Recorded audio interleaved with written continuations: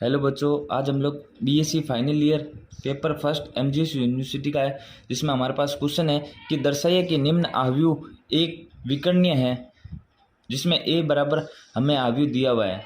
तो मैंने पिछली क्लास में बताया था कि हमें एक विकर्णीय आव्यूह ज्ञात करने के लिए हमारे पास 5 स्टेप होते हैं। उसी विधि का हम उपयोग करेंगे। मैंने विकर्णीय आव्यूह पर एक वीडियो अपलोड कर दी है कि विकर्णीय आव्यूह पूछे, यानी कि विकर्णीय विधि से हमें ज्ञात करना हो तो हमें ये 5 स्टेप को फॉलो करना होगा। हमारे पास पहला स्टेप है कि हमें आइगन मान ज्ञात करना होगा। ए विकर्णीय आव्यूह है तो उसमें हम क्या करेंगे, ए माइनस लेमडा इक्वल टू 0 होता है सारणिक में मान। तो ए हमारे पास आव्यूह दिया है, उसको लिख लेंगे माइनस लेमडा। आई की मैट्रिक्स हमें पता है कि 1 0 0 0 1 0 0 0 1 इक्वल टू 0 होती है। फिर हम लेमडा के अंदर गुणा कर देंगे। लेमडा की गुणा करने के बाद हम घटा देंगे इक्वल टू 0। फिर हमें इस सारणी का हम प्रसार कर देंगे R1 के सापेक्ष, यानी कि R1 का प्रसार करने पर मैं आशा करता हूं कि आप लोगों को प्रसार तो आता ही होगा। तो मैंने इस तरीके से प्रसार कर दिया।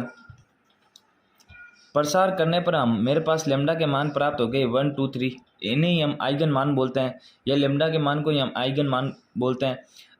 यह हमारे पास स्टेप पूरा फर्स्ट कंप्लीट हो गए। उसके बाद हम आइगन सदिश ज्ञात करेंगे। स्टेप सेकंड है, जिसका फॉर्मूला होता है ए माइनस लेमडा आई गुणा एक्स बराबर 0, जिसमें ए माइनस लेमडा आई का हमने पहले ही मान ज्ञात कर रखा है, जो कि ये रहा ए माइनस लेमडा आई का मान है। A minus lambda I equal to इसका मान है, ये यहाँ पे रख दिया। और x का मान होता है x1 x2 x3 equal to 0 0 0। फिर हम आइगन, जो हमारे पास आइगन मान आया था लेमडा बराबर 1 लेमडा बराबर 2 लेमडा बराबर 3, जब हम लेमडा बराबर 1 रखेंगे आइगन सदिश में, तो इससे हमारे पास ये मैट्रिक्स प्राप्त होगी 0 0 -1 1 1 1 2 2 2 x1 x2 x3 equal to 0 0 0। फिर हम इसकी मल्टीप्लाई कर देंगे। इस पंक्ति की सिस्टम से मल्टीप्लाई करेंगे तो -x3। फिर इस पंक्ति की फिर इस सिस्टम से मल्टीप्लाई कर देंगे तो हमारे पास x1 plus x2 plus x3, फिर 2x1 plus 2x2 plus 2x3 equal to 0 0 0 आ जाएगा। फिर हम इसकी तुलना कर देंगे। तुलना करेंगे तो हमारे पास यहाँ से x1 x2 और x3 के मान प्राप्त हो जाएंगे। जैसे x3 इक्वल टू 0 तो हमारे पास x3 का मान 0 हो गया। x1 plus x2 equal to 0 है तो हमारे पास ये x1 और x2 और x3 के मान हमने इन समीकरणों से निकाल लिया, जिसमें x1 का मान है 1, x2 का मान है -1 और x3 का मान है 0। इसे हम e यानी कि आइगन लेमडा बराबर 1 पर हमारे पास मान प्राप्त हुए 1 -1 और 0, इस प्रकार हम लिख देंगे। जिस प्रकार से हमने लेमडा बराबर 1 का मान ज्ञात किया था, उसी प्रकार हम लेमडा बराबर 2 का भी मान ज्ञात कर लेंगे। मैट्रिक्स को लिख दिया, गुणा कर दिए, फिर तुलना करने पर हमारे पास x1 x2 और x3 के मान -2 1 2 प्राप्त हो जाएगा। ई लेमडा इक्वल टू 2 बराबर करके -2 1 2 लिख दिया। फिर लेमडा बराबर 3 पर भी हम ज्ञात करेंगे आइगन सदिश। पहले इस फॉर्म में लिख देंगे, लेमडा घटा के फिर उसकी तुलना करेंगे तो इससे हमारे पास x1 x2 और x3 के मान प्राप्त हो जाएंगे। 1 -1 x3 equal to -2, E lambda 3 बराबर 1 -1 -2 हो जाएगा। हमारे पास आइगन सदिश का मान ज्ञात होने के बाद हमें आइगन सदिश का आव्यूह लिखना है p बराबर, जैसे कि ई लेमडा 1 ई लेमडा 2 और ई लेमडा 3 का मान आया था वो हम यहाँ पे लिख देंगे। जैसे इसका मान होता है ई लेमडा इक्वल टू 1, यह मान है ई लेमडा इक्वल टू 2, यह मान है ई लेमडा इक्वल टू 3 का मान। ये हमने आइगन सदिश का आव्यूह बना दिया। उसके बाद हमें स्टेप 4 होता है पी इनवर्स ज्ञात करना होता है। पी इनवर्स ज्ञात करने का फॉर्मूला होता है एडजॉइंट पी अपॉन सारणिक पी।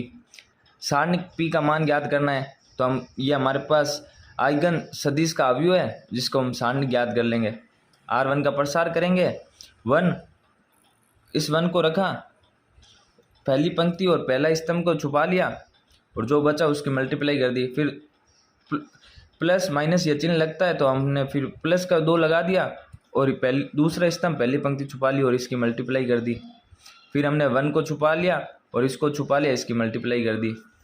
इसकी मल्टीप्लाई करने पर हमारे पास सारणिक पी का मान 2 प्राप्त होता है। उसके बाद हमें एडजॉइंट पी का मान ज्ञात करना है, जो हमारे पास आइगन सदिश का अवयव है उससे हम एडजॉइंट पी का मान ज्ञात करेंगे इस प्रकार। जैसे A11 का मान ज्ञात करना है तो हम पहली पंक्ति पहला स्तंभ छुपा लेंगे, जो बचा है उसकी मल्टीप्लाई कर देंगे तो हमारे पास A11 का मान ज्ञात हो जाएगा। इस प्रकार हमने A11, A12, A13, A14 adjoint P का मान ज्ञात कर लिया। इसका ट्रांसपोज करने पर हमारे पास एडजॉइंट पी का मान प्राप्त हो गया। एडजॉइंट पी का मान आने के बाद हम क्या करेंगे, पी इनवर्स का मान ज्ञात कर देंगे, क्योंकि पी इनवर्स बराबर हमें पता है कि पी इनवर्स बराबर एक एडजॉइंट पी अपॉन सारणिक पी होता है। तो हमने सारणिक पी का मान हमारे पास 2 आया था तो 1/2 एडजॉइंट पी का मान रख दिया।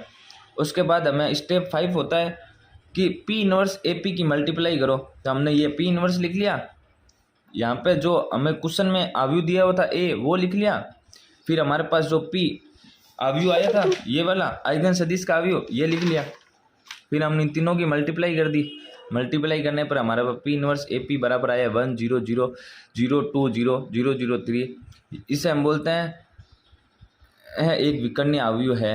ये हमारे पास हो गया सोल्व, हैंस प्रूव, यानी कि सोल्व हो गया ये क्वेश्चन। इस प्रकार हम विकर्णीय अवयव ज्ञात करते हैं।